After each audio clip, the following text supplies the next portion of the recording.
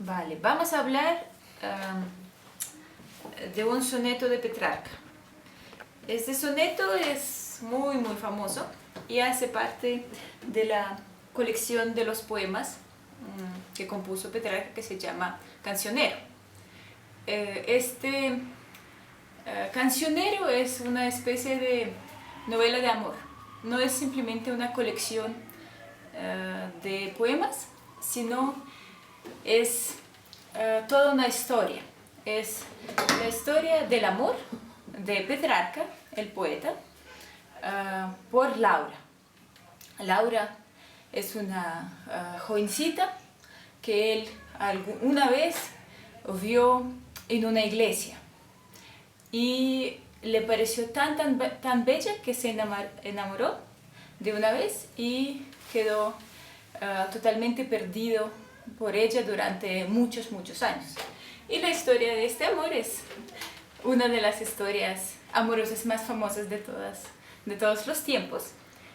Esta pareja de amantes es una de las parejas de amantes más famosas de todos los tiempos, Petrarca y Laura.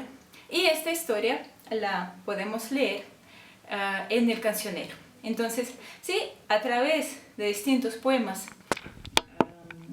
singulares, el poeta nos va contando el desarrollo de esta historia. Vale, ¿qué etapas tiene una relación amorosa? Vale, se enamoraron, se conocieron, se besaron, después se volvieron novios, se casaron, tuvieron hijos. No, nada por el estilo. La historia del amor que Petrarca nos cuenta en el Cancionero es una historia que a los ojos contemporáneos nos podría parecer, ¿cómo decirlo?, un poco privada de eventos. Básicamente no ocurre nada, no pasa nada, no hay nada más concreto en esta historia que tal vez un cambio de miradas. Además, hay un problema adicional. Si uno mira las ediciones modernas del Cancionero, se da cuenta de que está dividido en dos partes. Una parte son los textos dedicados a la vida de Doña Laura, y la segunda parte es la parte dedicada ya a Laura después de su muerte. Wow, entonces es una historia de amor que además que no pasa nada, además la mitad ocurre cuando la amada ya está muerta. ¿Por qué pasa eso? ¿Por qué Petrarca sigue con su historia, con su novela amorosa, aunque sí, la amada ya no está? Porque de hecho es bastante cómodo tener una amada muerta, sobre todo en las condiciones en las cuales se encontraba Petrarca en la época. El amor, como nosotros lo conocemos, el amor que incluye la parte carnal, no podía ser objeto de la poesía. Lo que se podía cantar era exclusivamente este sentimiento amoroso que no llega a ninguna realización, que no se consume. Y entonces es una especie de arte poética de la época, ir inventándose excusas para no consumir el amor, para poder seguir produciendo poesía. ¿Y cuál es la mejor excusa para seguir amar sin poder tener ningún contacto? Pues la muerte de la amada. Entonces, el texto del cual les voy a hablar hace parte de esta segunda parte del Cancionero. En esta parte ya nuestra amada está muerta, sin embargo el poeta sigue dedicándole poemas. Ya les dije que la parte carnal, física de la relación amorosa difícilmente puede ser objeto de la poesía en la época de la cual estamos hablando. Sin embargo, hay ciertos trucos que el poeta puede usar para volver más sensual su poesía, para describir, para acercarse de alguna manera a través de la poesía a algo que en la vida no se puede hacer. En la vida Petrarca no pudo tocar a Laura, no pudo besar a Laura, no pudo acercarse básicamente a ella. Sin embargo, ¿sí?, en la poesía se puede. ¿Cómo? ¿Cuáles son estos trucos?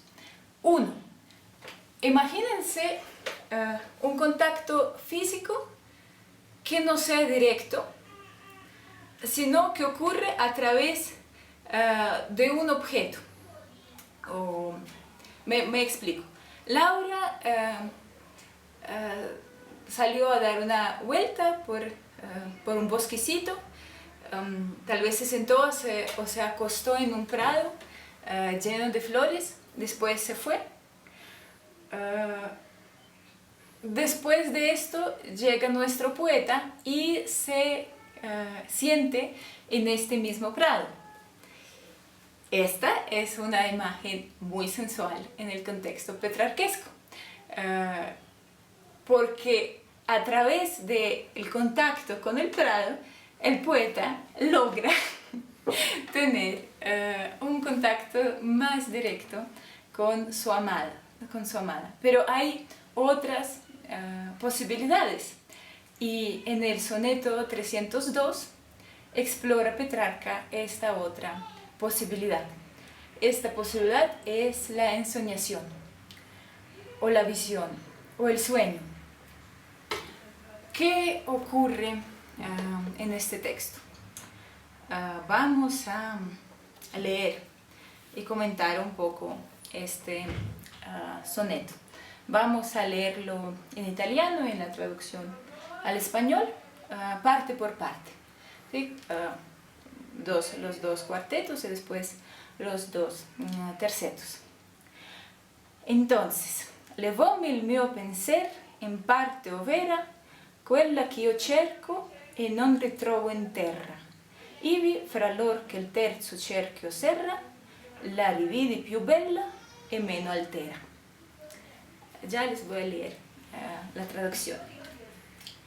Me elevó el pensamiento a donde estaba la que busco y no encuentro en esta tierra.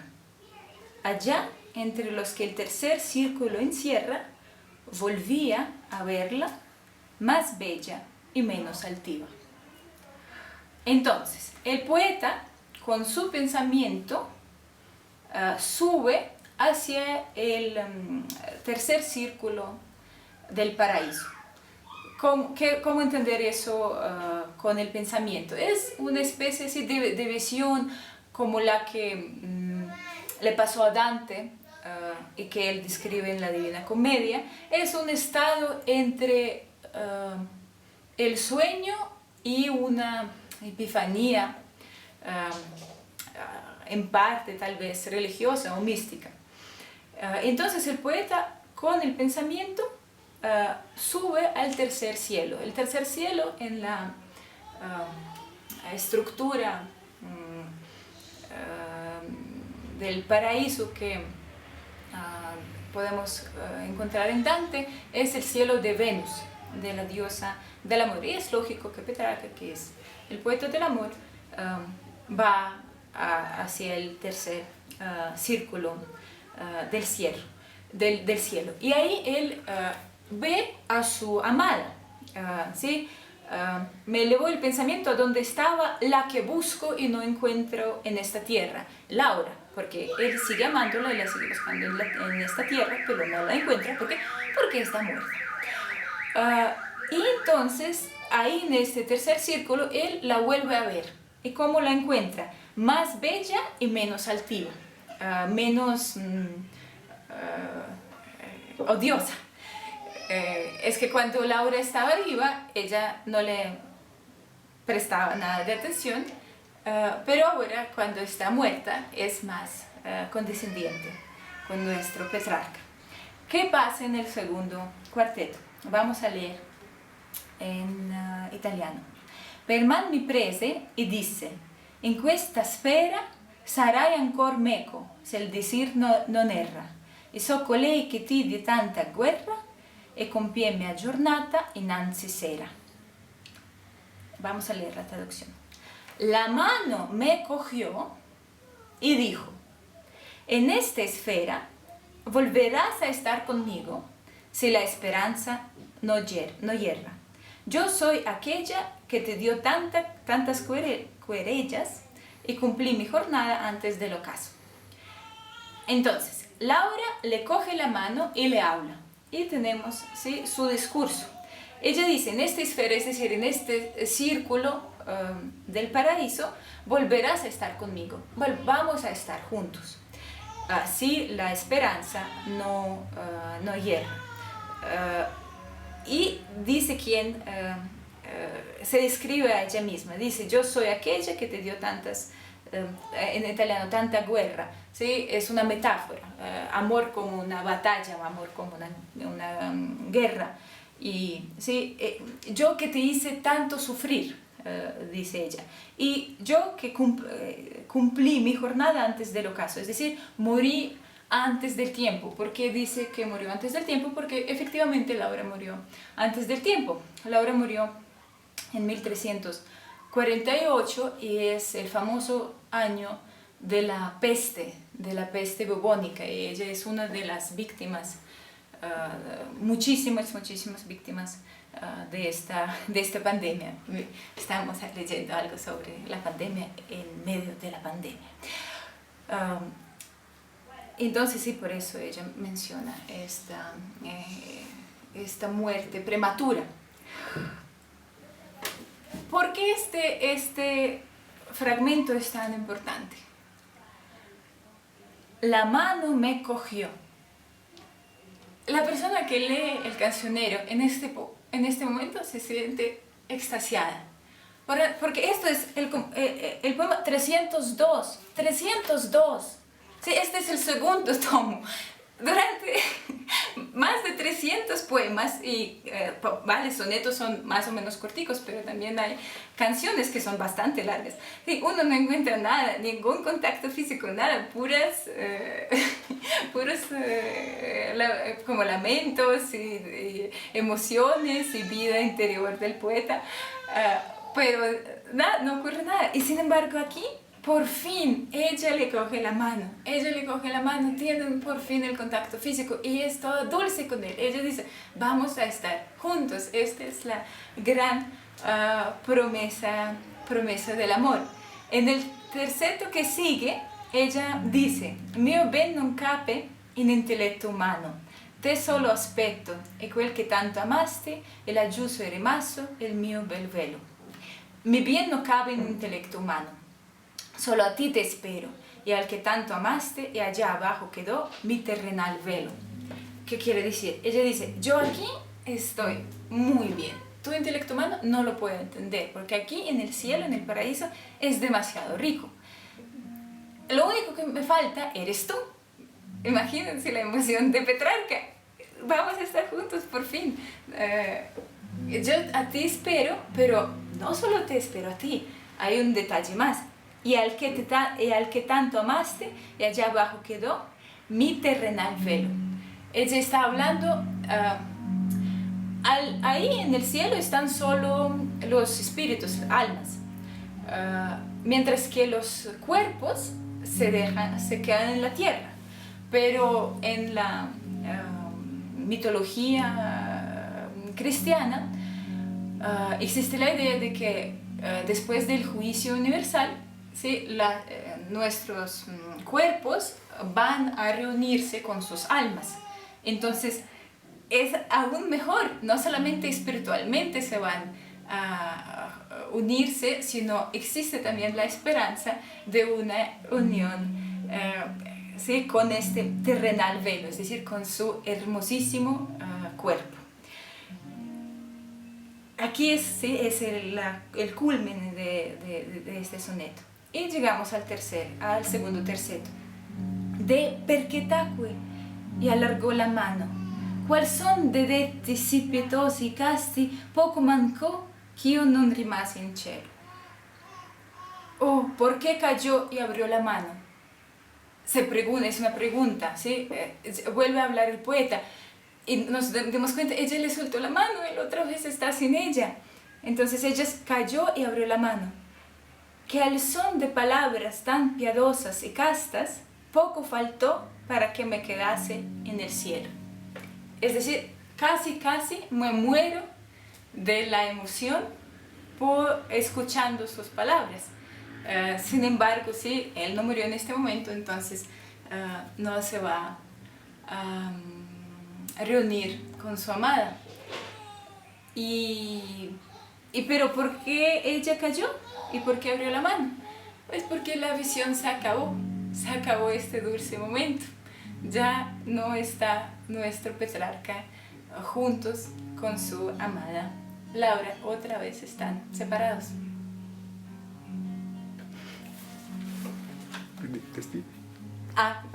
Chao. Bienvenidos a un nuevo video de UN en cuarentena. Mi nombre es Sebastián Páramo. En el video de hoy, corregiré la Anacreontea décima, introduciré el tema del imperfecto del aoristo de voz pasiva en griego antiguo y además corregiré los ejercicios dedicados a la lección del presente y del futuro de voz pasiva del libro Hélade de Berenguer Amenoz. Bienvenidos todos. Dice Wikipedia, Tereo es un rey legendario de la mitología griega. De acuerdo a las versiones más extendidas de su mito, siendo hijo del dios guerrero Ares y gobernando Tracia, se convirtió en el villano que protagoniza un relato trágico, primero como violador de su cuñada, la princesa ateniense Filomena, y luego como blanco de la terrible venganza de esta y su hermana Procne. No voy a leer todo, no crean. La narración clásica, principalmente conocida por la versión de Metamorfosis de Ovidio, es decir, en latín, lo supone casándose con Procne, la hija de otro monarca mítico, el rey de Atenas, Pandión I, como resultado de una alianza contra los enemigos bárbaros de la polis ática. Al poco tiempo, Tereo logra que se le confía a su cuñada Filomena para llevarla a un viaje a Tracia con el fin de que acompañe a Procne, que ha sido madre hace algunos años. Procne, su esposa, tiene hijos y Tereo convence de llevar a Filomena, la hermana de Procne, a donde está Procne. Pero Tereo traiciona su rol de custodio violándola antes de llegar a palacio, cortándole la lengua para que no pueda denunciarlo y dejándola presa en una casa del bosque. Lo fundamental es esto: Tereo violó a Filomena, la hermana de su esposa, y le cortó la lengua para que ella no pudiera decir lo que Tereo había hecho. Por supuesto, la historia es más espeluznante y los invito a que revisen por lo menos el artículo de la entrada de Wikipedia. Tereo nos aparece mencionado en el poema de Anacreonte y vamos a mirar ahora el poema de Anacreonte. Voy a hacerlo así. Voy a leerlo en griego. ¿Dónde está? Ya voy. Voy a leerlo todo en griego con métrica y después miramos... ya miré sus trabajos por encima y me parece que todos lo hicieron razonablemente bien, pero también me parece que todos fallaron en lo crucial. Dice así, leído con métrica. Tisoi teles poeso, tisoi la leukelidon, tatarsa seuta cupa, teleis labom salixo, emalon endoteusei, tenglosan hos jotereus, ekeinos ecterixo, timeu calono neiron, huporteriais hiponeis, aperpasas batylon. Eso es todo. Me parece que todos entendieron bastante bien como hasta este punto el poema. Los primeros dos versos son simplemente como una o dos oraciones interrogativas. Les voy a incluir dentro de un momento un video que grabé para ustedes explicándoles una dificultad que hay a propósito de esto. Lo fundamental es esto. El verbo principal es teles, y el verbo teles, que es presente indicativo voz activa segunda del singular, del verbo telo o etelo. Son el mismo verbo, telo o etelo. Y este verbo tiene de peculiar que puede llevar por complemento directo una oración en subjuntivo y además que esta oración de subjuntivo, esta oración subordinada en subjuntivo, no se introduce muy normalmente mediante ninguna conjunción subordinante. Es algo especial que le pasa al verbo de telo o telo y de esto hablan los diccionarios. Complemento directo de telo o telo, muy normalmente una oración de subjuntivo no introducida por ninguna conjunción subordinante. Aquí la oración subordinada es poieso, que debemos pensar que está en subjuntivo aoristo, primera persona del singular. Y en la oración subordinada el complemento directo es ti, un pronombre interrogativo, y soy es complemento indirecto. Aquí, ya estoy muy pronto, cuando termine de trabajar el poema les pondré un video que grabé explicándoles por qué aquí en realidad no hay una oración, no hay una interrogativa indirecta, sino que todo esto es una interrogativa directa. Voy a ponerles el video que les grabé mientras manejaba mi automóvil, pero al final de que trabajemos el poema. Yo pensaría que aquí tenemos la misma oración, que hay que subentender también un teles y que hay que subentender un poieso. ¿Qué quieres que te haga? ¿Qué te haga? Dilo, golondrina. Y golondrina es un vocativo. Noten, aquí es importante que se den cuenta que el poeta le está hablando a una golondrina. Después tenemos una segunda oración que va hasta aquí. Esta oración está coordinada a la siguiente mediante un es como se dice en griego antiguo o, y los verbos de esta oración son salixo y ecterixo.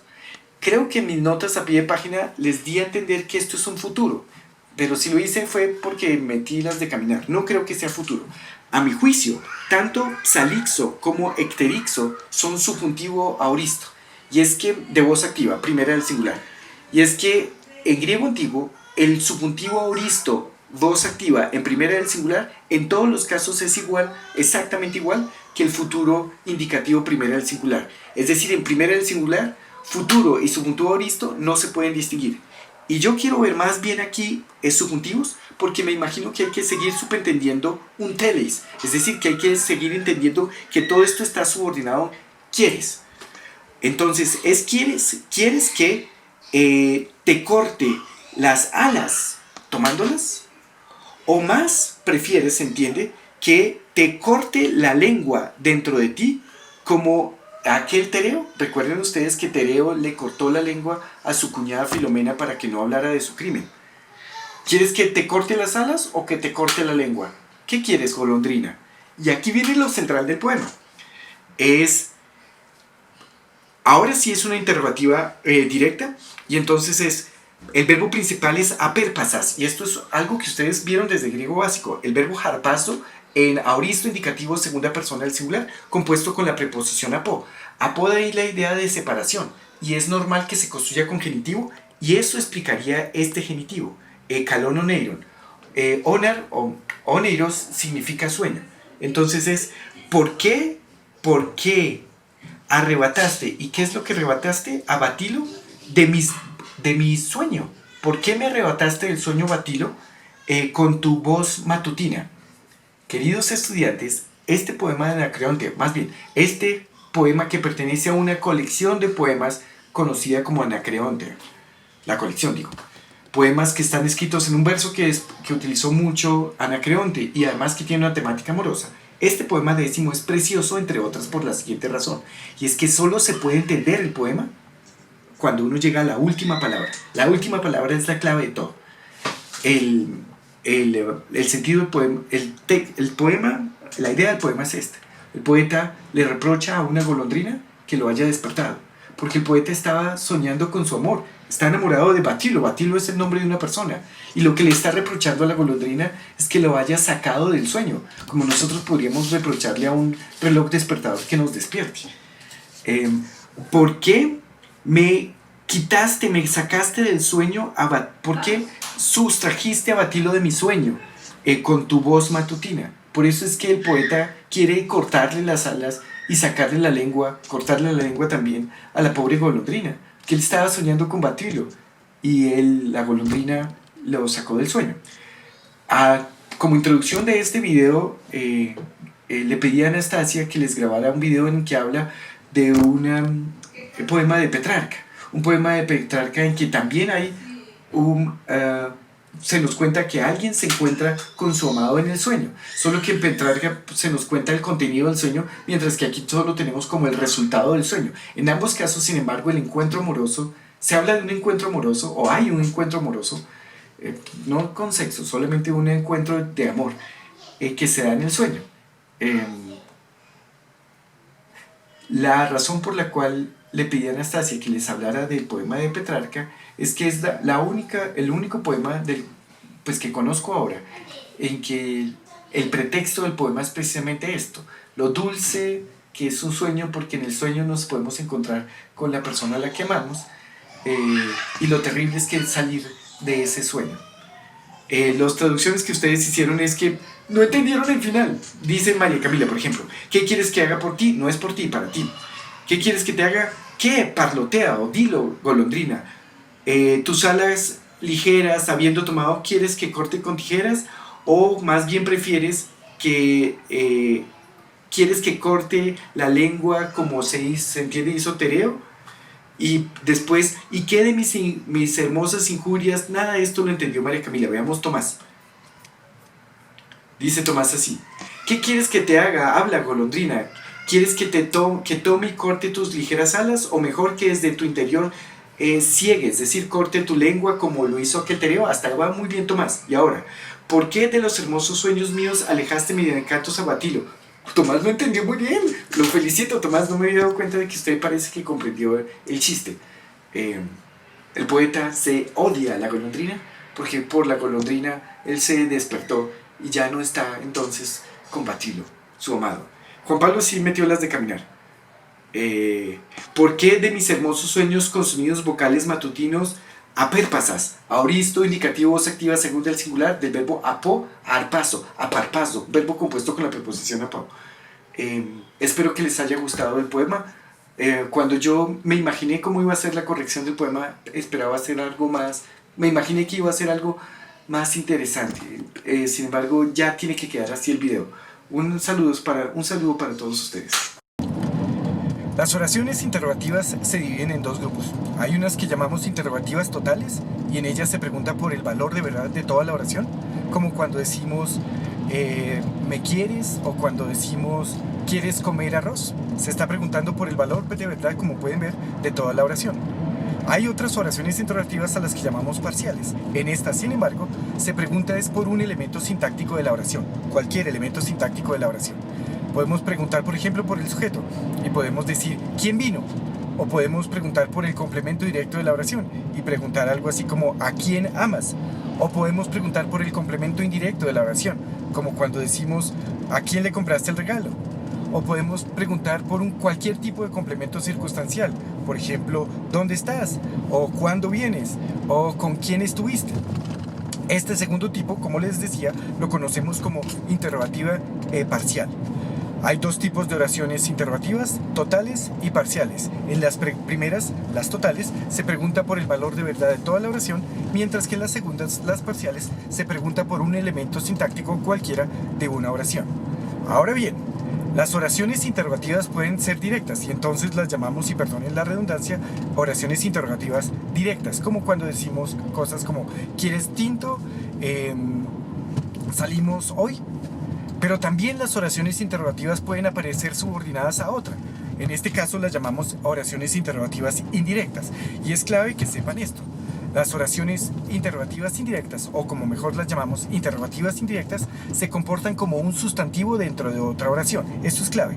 Las interrogativas indirectas son oraciones sustantivas. Pueden funcionar como el sujeto de una oración o como el complemento directo de una oración e incluso como complementos circunstanciales. Ya les voy a poner ejemplos. Hay, sin embargo, un detalle que deben tener en cuenta. Las interrogativas indirectas totales se introducen en español mediante un sí y en griego antiguo mediante un ei. Es una interrogativa indirecta total, por ejemplo, en función sujeto, esta. No es claro si me quiere. No es claro si me quiere tiene esta sintaxis. El verbo principal es. El sujeto es la interrogativa indirecta total, si me quieres. Y el predicado nominal es claro. Vuelvo a decirlo, no es claro si me quieres.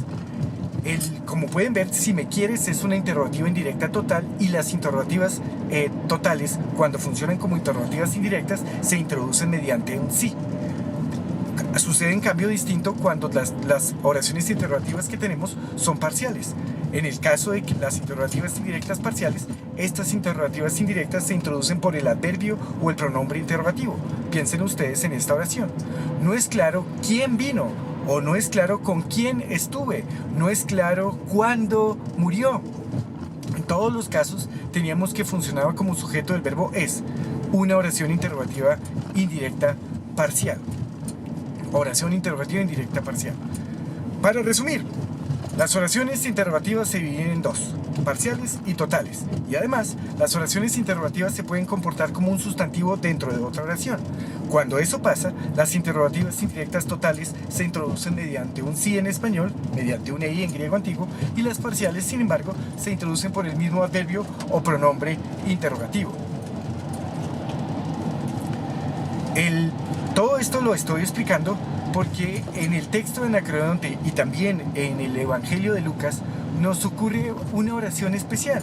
Es esta de tisois teleis poieso. Tisois teleis poieso. Que en el video pasado dije que ahí había una interrogativa indirecta y simplemente es un error. Yo mismo era consciente de que estaba diciendo algo que no es claro, que era equivocado. Yo mismo era consciente de eso cuando grabé el video, pero me dio pereza tener que explicar todo esto, me pareció complicado explicar todo eso y entonces lo dejé pasar de largo, pero ahora quiero explicarles bien la cuestión. El asunto es que en las interrogativas indirectas el foco interrogativo se limita exclusivamente a la oración interrogativa. Les pongo un ejemplo. No sé quién eres. La parte interrogativa claramente ahí solamente está vinculada al quién eres. Cuando decimos no sé quién eres, la atmósfera interrogativa, perdonen que lo repita tanto, solamente está en la parte de quién eres. Contrasten esto con la siguiente oración. ¿Qué quieres que te haga? Pueden ustedes notar que ahí, que en este segundo caso, ¿qué quieres que te haga? El carácter interrogativo abarca toda la oración. Cuando decimos ¿qué quieres que te haga? Toda la oración es de hecho interrogativa. Y es que es así. En ¿qué quieres que te haga? No hay una interrogativa indirecta, sino una interrogativa directa. Pero es también un poco misterioso por la siguiente razón. Y es que decimos que hay una interrogativa indirecta cada vez que una oración interrogativa desempeña un oficio sintáctico dentro de otra. Y en el caso de ti soy teles poeso, es clarísimo que ti soy poeso es una oración interrogativa que funciona como complemento directo de teles. Ti soy teles poeso incluye una oración interrogativa. El problema es que toda la oración es interrogativa, no hay una interrogativa indirecta. Este problema del que les estoy hablando solamente prueba una cosa, y es que la definición de oración interrogativa indirecta es insuficiente. Normalmente definimos interrogativa indirecta así. Una oración interrogativa indirecta es una oración interrogativa que funciona como un sustantivo dentro de otra oración, o una oración interrogativa que desempeña una función sintáctica de sustantivo dentro de otra oración. Esta definición es incompleta, insuficiente, porque de acuerdo a esta definición, en ¿qué quieres que te haga? Habría una interrogativa indirecta y sin embargo no la hay. Y no la hay veo dos razones por las cuales no podríamos considerar sin más que aquí hay una interrogativa indirecta. La primera es, como dije, que la atmósfera interrogativa no solamente está, el carácter interrogativo no se limita solo a la parte de la interrogativa, sino que abarca toda la oración. Esa es una primera anomalía. Y la segunda, y es importantísima, es que en esta oración de ¿qué quieres que te haga? Hay un qué que no explicamos. Tenemos un pronombre interrogativo. ¿Qué quieres? Ahí está un pronombre interrogativo. Pero después hay un qué que no se justifica de acuerdo a la teoría de las interrogativas indirectas. ¿Qué quieres que te haga? ¿Cómo explicamos este segundo qué?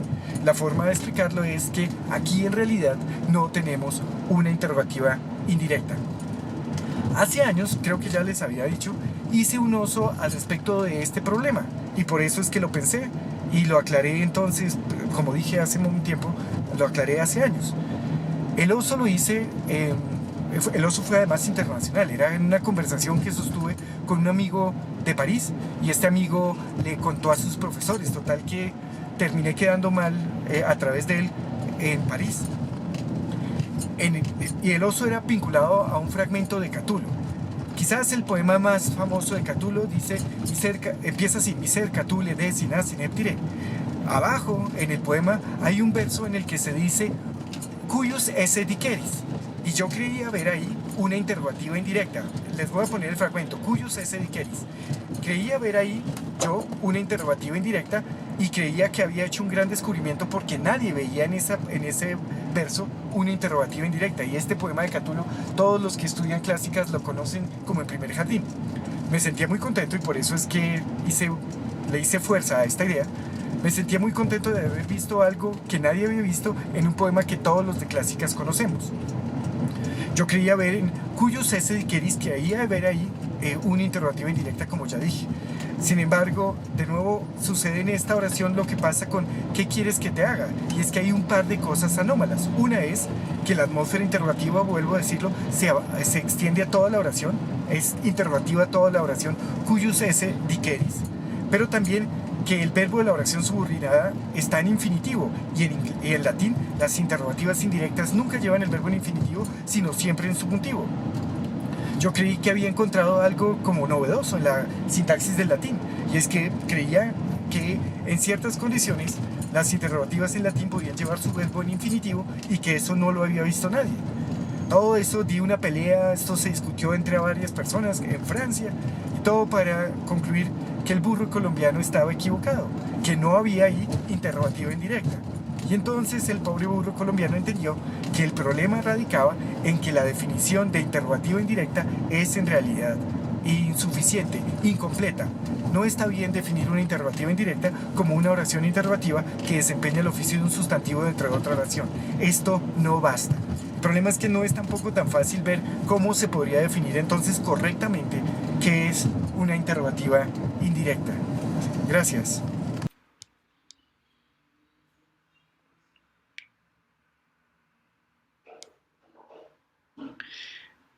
Era este.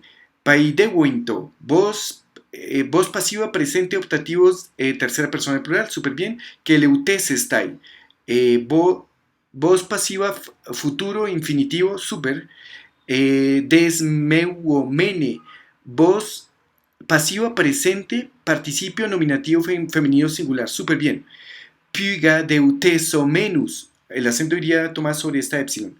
Voz pasiva, futuro, participio, acusativo, plural masculino, súper.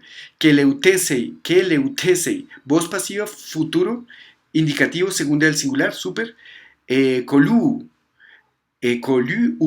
voz pasiva, presente, imperativo, segunda del singular, súper bien. Piga de huesto, voz pasivo, presente, imperativo, tercera persona del singular. Imperativo, tercera del singular, súper. Y ya casi para terminar, pisteuomenais, voz pasiva, presente, participio, dativo, femenino, plural. Y finalmente, hydrietai, voz pasiva, presente, subjuntivo, tercera persona del singular. Súper bien estos ejercicios, los hice rapidísimo porque son pues como aburridos. Miremos ahora las oraciones. En esta vez, me parece que los ejercicios de esta vez, salvo quizás uno, todos eran como medio fáciles y aburridos. No encontré nada interesante para decir. Juan Pablo no los copió en griego. Vamos a mirar en griego cómo es la cosa. Terapeus este hupagatón iatrón. Y dice Juan Pablo, ustedes son cuidados por buenos médicos. Bueno, el punto es que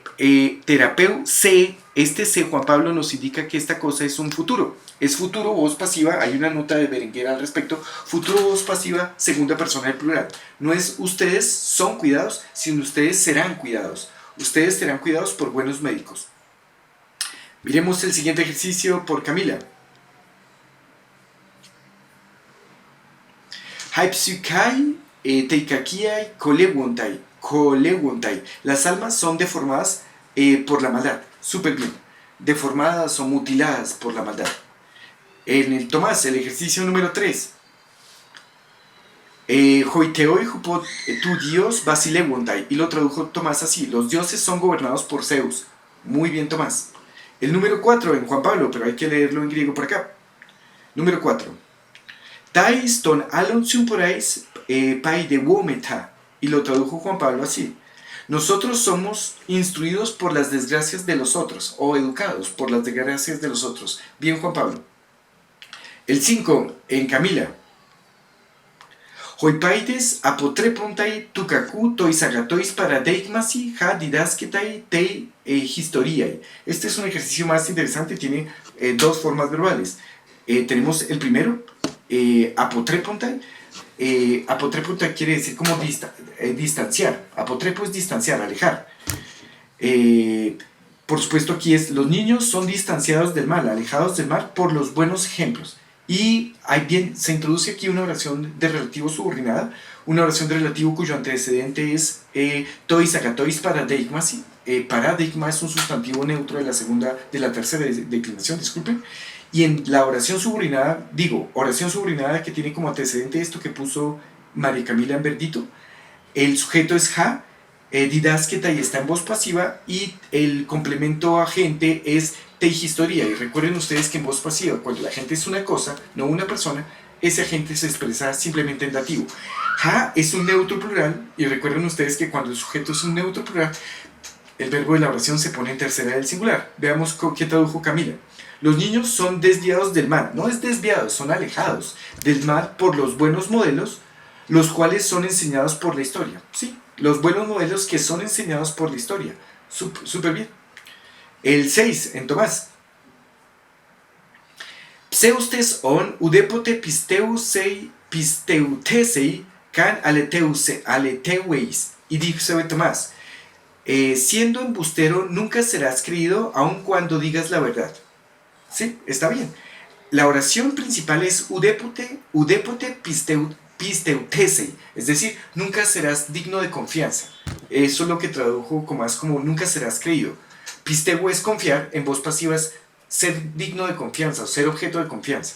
Y está en futuro segundo al singular. Nunca serás objeto de confianza, ¿en qué condiciones? Un predicativo al sujeto, siendo pseustes, mentiroso. Y ahora viene esto que se llama una oración subordinada concesiva, las que en español se introducen con aunque digas la verdad.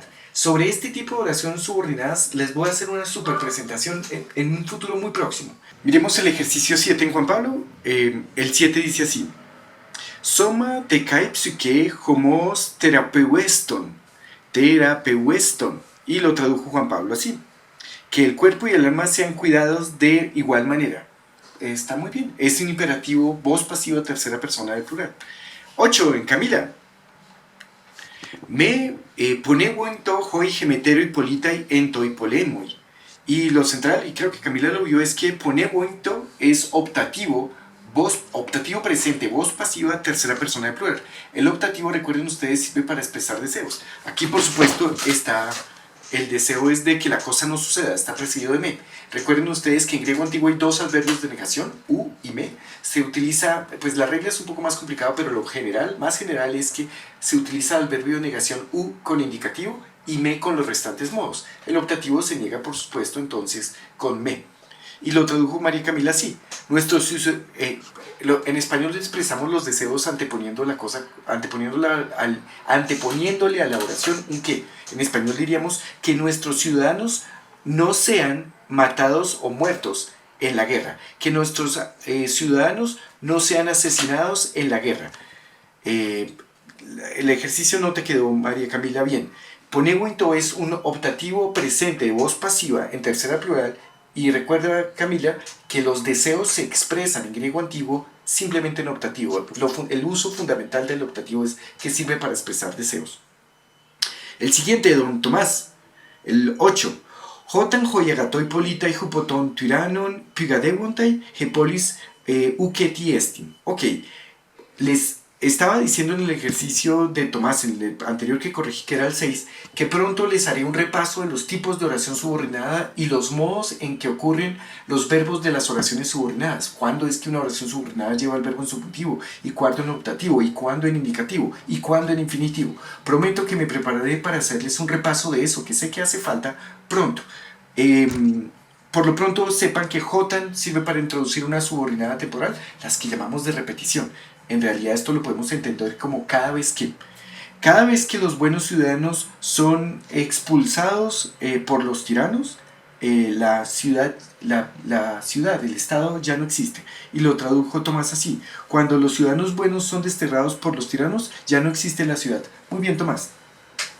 El siguiente, que sería de nuevo en Juan Pablo, es el 9. El 9.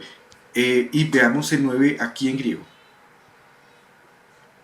Me ponebo en tojo y meter. Opa, el 9. Ah, es que yo leí en Camila el que no era. o si me equivoqué, este ya lo miramos en María Camila, y si era, y ya lo expliqué. Entonces el 10.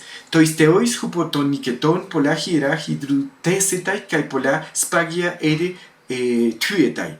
Y Juan Pablo dice así, el 10. Para los dioses serán edificados muchos templos por los vencedores, y ya muchas víctimas son sacrificadas. Veamos cómo es el cuento.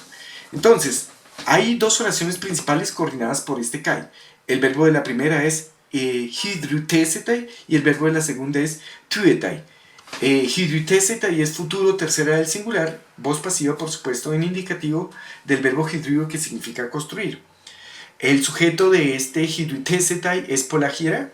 Tenemos además un complemento agente, hupoton niketon, y un complemento indirecto, toisteois. Creo que esta parte le quedó bien a Juan Pablo. Muchos templos serán construidos por los vencedores para los dioses, o a los dioses. Yo sé que para los dioses no es un sei, pero ni modo. A los dioses les construirán muchos templos los vencedores, muchos templos se les construirán a los dioses por los vencedores. En español queda un poco antinatural utilizar voz pasiva en este caso. Y ahora, en la segunda oración, el sujeto es pola spagia. Supongo que hay que subentender el mismo complemento agente. Y muchas víctimas, muchos animales sacrificados serán sacrificados. Tuetai. Tuetai está en presente. Entonces es que el contraste es que esto está en futuro de voz pasiva y esto está en presente de voz pasiva. Y entonces, muchos animales están siendo sacrificados ya, se entiende, por ellos. Para los dioses, muchos templos serán construidos por los vencedores y muchas víctimas están siendo ya sacrificadas, se entiende, por ellos. La oración es... sí. Creo que Juan Pablo hizo bien. Juan Pablo lo hizo muy bien. En este punto, para hacer una buena traducción al español, habría que liberarse del texto griego, de la sintaxis del texto griego y pensar solamente en el sentido. Entonces yo diría, como liberándome, digo, de la morfología y la sintaxis del texto griego, los vencedores, lo pondría en voz activa porque en español es más normal la voz activa. Los vencedores construirán muchos templos para los dioses. Y están sacrificando ya víctimas para ellos, algo así. Se me olvidó mencionar esto. En griego el empleo de la voz pasiva es más frecuente que en español. Simplemente es eso. Se emplea más la voz pasiva en griego que en español. Y nos falta, creo que solamente un ejercicio. No, nos faltan dos. Entonces pasemos ahora a mirar en Camila. El 11. El pisdusi hoi traumatiai spudaios terapeus estai, no es más. Lo central aquí es que el verbo del pisdo, que significa esperar, suele llevar oración de infinitivo e infinitivo futuro como complemento directo. Los heridos esperan que serán atendidos spudaios, con diligencia, y lo tradujo Camila así. Los heridos esperan ser cuidados diligentemente. Súper bien, Camila. Recuerda tú, eso lo decía en el diccionario, el verbo el pisdo, que significa esperar, suele llevar como complemento directo oración de infinitivo cuyo infinitivo se pone en futuro, porque claro, uno espera cosas que no son presentes, sino futuras. Y el último ejercicio en Tomás, el 12. Ho anacarsis onidisómenos hotis scutes en scutes men elegen onomas destai ukeinai tois tropois. Y lo tradujo Tomás así. Anacarsis, siendo reprochado porque era escita, decía ser llamado cita, pero no ser de estas costumbres. Entonces es Anacarsis, que es un sabio de época de Solón, un sabio cita. Sobre este Anacarsis busqué un poco en el corpus griego y me di cuenta de que lo menciona Heródoto, pero Heródoto solo menciona como un rey escita, no dice nada más. Pero sí aparece ya mencionado en Galeno, y después en el Diógenes de Laercio, el gran chismógrafo del siglo III después de Cristo. Ellos hablan de Anacarsis, y tanto en Galeno como en Diógenes Laercio aparece esta anécdota más o menos. Por aquí la tengo para ustedes. Lo que nos aparece en Galeno, no, esto es Diógenes Laercio, es esto. Ya les encuentro la cuestión. Por aquí estaba.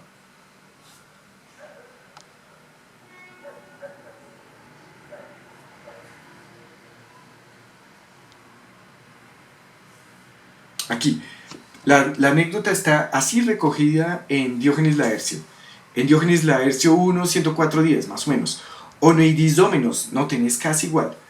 Siendo censurado por una ateniense porque era escita, se entiende, Anácarsis, siendo objeto de reproche por parte de un ático por el hecho de ser escita, dijo, esta es una forma del verbo pemi que todavía no hemos estudiado, para mí la patria es una vergüenza, pero tú eres una vergüenza para tu patria.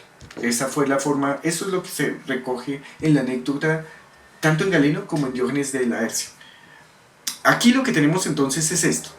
El verbo principal es elegem. Su sujeto es Anácarsis. Anácarsis decía, pero ¿en qué condiciones Anácarsis decía? Oneidisómenos. Oneidizo es censurar. Y aquí tenemos el participio presente en voz pasiva, siendo censurado, y ahora J introduce una subordinada causal, siendo censurado por que era escita, es decir, escita es un gentilicio. Y entonces, el complemento directo de elegem son dos oraciones de infinitivo coordinadas mediante este de. Un infinitivo es onomesestai y el otro es einai. Entonces, él decía ser llamado escita. Y aquí tenemos escita, vendría siendo predicativo el sujeto de la oración de infinitivo onomásdestai, que está en voz pasiva.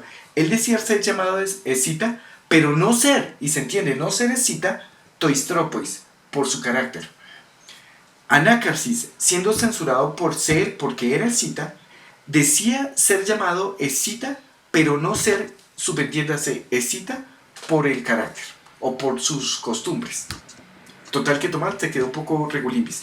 Podría explicar esta oración con mucho más detalle, pero creo que ya el video nos va a quedar esta vez suficientemente largo. El tema nuevo para la próxima clase es simple. Se trata del imperfecto y el auristo de voz pasiva. Para la clase anterior les preparé esta tabla en la que están las desinencias de voz pasiva y les hablé de las desinencias secundarias, que son estas que suenan chistoso. Men, so, to, metas, te, nto. El imperfecto, como pueden ver en esta tabla que les voy a adjuntar en la descripción de este video, el imperfecto se forma sobre la raíz de un verbo. Como el imperfecto es indica tiempo pasado, tiene esta E que indica tiempo pasado. Después viene el sufijo aspectual durativo con esta alternancia entre E y O. Y finalmente vienen las desinencias secundarias. Nuevamente aquí noten, el único sitio difícil es la segunda persona del singular. Y es difícil porque la sigma intervocálica se pierde. Estoy hablándoles de esta sigma intervocálica. Este es uno de los temas, el imperfecto de voz pasiva. El segundo tema es el de los auristos de voz pasiva, y este tiene algo extravagante. El auristo de voz pasiva fue la primera voz pasiva que existió. El primer sitio donde se manifestó claramente voz pasiva, que no se podía confundir con nada más, fue el del auristo pasivo. Les hablé la vez pasada del sufijo te, que servía para volver intransitivos los verbos. Este sufijo que es como el predecesor o la causa, el origen de la voz pasiva en griego antiguo. Este auristo pasivo se forma así. Tenemos esta E que indica tiempo pasado. Si el verbo comienza por vocal será pues por supuesto aumento temporal. Después tenemos la raíz del verbo que sea, y después de ello tenemos el sufijo te que indica soy voz pasiva. Este auristo pasivo, y aquí viene lo raro, atención, el auristo de voz pasiva lleva desinencias de voz activa. Y lleva desinencias de voz activa fundamentalmente porque, recuerden ustedes, en griego, en indoeuropeo no existía la voz pasiva. La voz pasiva surgió gracias al añadido de este te que volvía intransitivos a los verbos. Sépanlo así, en todos los casos, el auristo de voz pasiva tiene desinencias de voz activa. Estas desinencias que ven en indicativo, en el auristo pasivo de indicativo, son las mismas del imperfecto de voz activa. Ni, sigma, nada, mente, san. Esta san, por supuesto, es una anomalía. Ustedes conocen el auristo sigmático de voz activa y saben que la tercera plural termina en san. Por alguna burrada los griegos terminaron asociando esta terminación san, ya no simplemente ni, sino san, a tercera persona del plural. He aquí la conjugación del auristo de voz pasiva en indicativo. Lo digo por última vez, tenemos la raíz del verbo que sea, el aumento temporal, Después tenemos la característica que nos indica soy de voz pasiva, te, y desinencias secundarias de voz activa, con la raíz, se lo voy a poner en rojo, de la tercera persona del plural, que termina en san, y eso claramente es un error que se incorporó dentro de la lengua. Algún hablante burro que lo hizo y tuvo prestigio. Quiero que pasemos ahora al imperativo. En el imperativo, en la tercera del singular, la segunda del plural y la tercera del plural, lo que pueden ver ustedes son las desinencias normales de imperativo que ustedes de hecho ya conocían. Hay aquí una anomalía, y es que ese sufijo que indica voz pasiva para la tercera del plural tiene épsilon y no eta, y esto es anómalo. El imperativo auristo pasivo es este, y hay sin embargo un sitio problemático que es por supuesto la segunda del singular. Quiero referirme a ello. El imperativo de voz activa en segunda persona del singular se forma mediante estos sufijos. Para el imperativo presente, el sufijo es nada, márcalo. En el imperativo presente del verbo lío, por ejemplo, la segunda del singular tiene como sufijo nada, para el presente. Para el auristo, la terminación es son. Voy a ponerle aquí. Este es para el imperativo auristo, segunda del singular de voz activa. Y finalmente, en el auristo de voz pasiva, el sufijo para formar el imperativo es este, ti, que aparece en otros casos. También aparece así como el imperativo del verbo ser, ya se los recuerdo. Este es el auristo, aor, pas y formas y otras. El auristo pasivo y otras formas verbales de voz activa, a las que me referiré quizás en un segundo, forman el imperativo segunda del singular mediante el sufijo ti. Este sufijo ti, por ejemplo, aparece en el imperativo del verbo ser. La raíz del verbo ser, ustedes lo saben, es esta, y el imperativo del verbo ser es así. Es ti, y esto evolucionó a isti por apofonía, porque se cerró esa inicial. El imperativo del verbo ser en segunda del singular es isti, y aquí tienen ustedes el mismo ti del que les estoy hablando. Ahora deben saber que en el auristo de voz pasiva, el imperativo segunda singular se forma mediante este ti. A este ti el que le sufrió sin embargo algo. Noten ustedes que no tiene teta, sino tau, y esto se conoce como disimilación. La verdad es que el griego evita que haya aspiradas en sílabas distintas en una misma palabra, digo porque resulta demasiado incómodo perder todo el aliento al pronunciar la palabra. Inicialmente debía ser así, lut, pero como resulta incómodo perder tanto el aliento, se disimiló. Esta pasó a su grado sordo. Luteti, este es el imperativo segunda del singular del verbo lío. Lío es soltar, luteti significaría algo así como sé desatado. Está en voz pasiva, recuerden. En cuanto al subjuntivo, la idea es esta. El sufijo que servía para formar la voz pasiva es este del que les he hablado, con una alternancia, un grado débil de la raíz, que es este. Estos dos, por ejemplo, con épsilon y no con eta, aparece en el imperativo tercera persona del plural. En el subjuntivo lo que debíamos tener es esto. ¿Saben ustedes? El subjuntivo auristo de voz pasiva tiene las mismas terminaciones que el subjuntivo de voz activa, porque recuérdenlo, el auristo pasivo en todos sus casos tiene desinencias de voz activa. Esto que ven aquí es la terminación normal del subjuntivo en voz activa. Y estas vocales se contrajeron, se fundieron en algún punto. Inicialmente debía ser luteo, luteo, luto, y terminó siendo luto. Este es el subjuntivo auristo de voz pasiva. Y el subjuntivo auristo de voz pasiva proviene de el sufijo te, que se funde, este sufijo te, que se funde con las desinencias propias, o que los griegos asociaron al subjuntivo. La terminación, si lo miran, es las mismas terminaciones del subjuntivo presente del verbo lío. Después pasamos al optativo. En el optativo pueden ver ustedes la raíz del verbo, pueden ver ustedes en todos los casos el sufijo que nos indica soy de voz pasiva, de hecho, auristo de voz pasiva.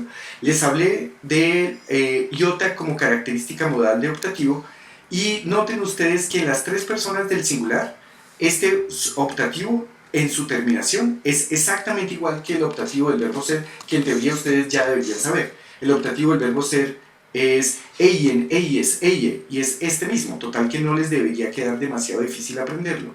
Y aquí tienen ustedes desinencias normales, es del optativo también del lío. El verbo luo, el optativo presente del verbo luo en las tres del plural es luoimen, luoite y luoien. Ahí está. En cuanto a las terminaciones es exactamente igual. En el infinitivo, soy el verbo lío, soy de voz pasiva, y noten ustedes que esto es como un sufijo de estos normales para reconocer algo como infinitivo. Y terminemos el negocio, como les estoy presentando rápidamente la morfología del aoristo pasivo, hablando del participio. Como el aoristo pasivo se forma con desinencias de voz activa, el participio aoristo pasivo se forma con el sufijo normal para formar los participios en voz activa. Lo dije muy rápido, vuelvo a decirlo despacio.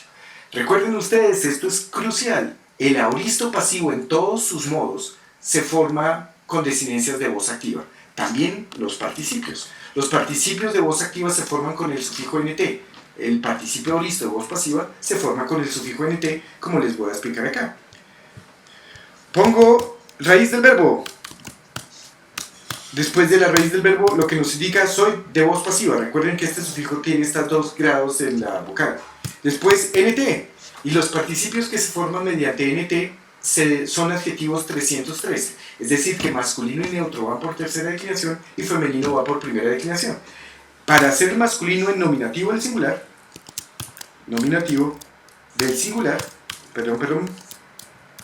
pues después de nt tendré que poner una sigma. Y les recuerdo cómo es el cuento.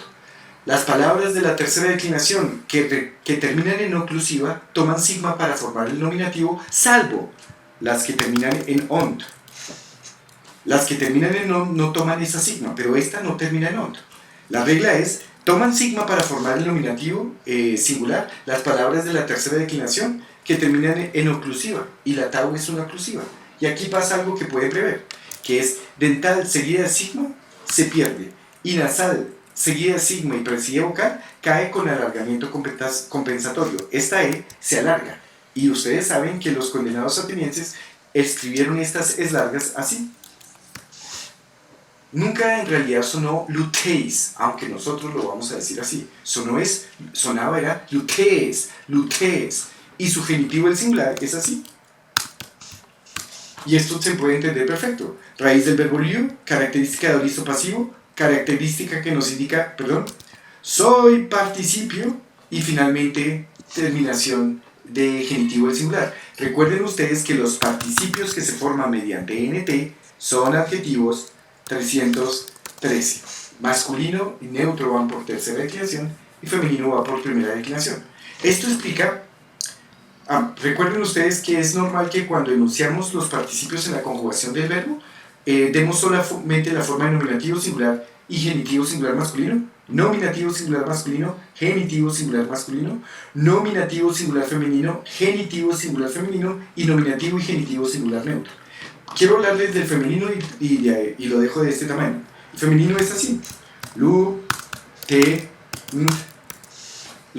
estos participios femeninos se declinan por primera declinación añadiendo el sufijo sa. Y aquí se aplican las reglas fonéticas que ya vimos. Dental seguida de sigma se pierde. Y nasal seguida de sigma cae con alargamiento compensatorio. Nunca sonó luteisa, era luteisa, pero esa épsilon larga los atenienses la escribieron así. Y esta palabra se declina por primera declinación tal como tálata. Y así como el genitivo de tálata es talatis, el genitivo de luteisa es luteises. Eso es. Este es el tema nuevo de la próxima, imperfectos y aoristos de voz pasiva. Y la tarea que se las voy a señalar ya es hacer la unidad del imperfecto y el aoristo de voz pasiva. Es estos ejercicios de morfología y estos ejercicios, solo estos ejercicios de la versión. El fin de semana yo suelo tener más tiempo para grabar mis videos, les suplico que sean juiciosos, yo debería estar grabándoles video nuevamente el domingo. Intenten hacer por favor la tarea para esta unidad, que no es larga, solo es esto, mañana sábado, para que el domingo por la mañana yo pueda hacer un nuevo video. Esto les agradezco mucho, les deseo un buen fin de semana, sean juiciosos en Griego Contigo, hasta el próximo video.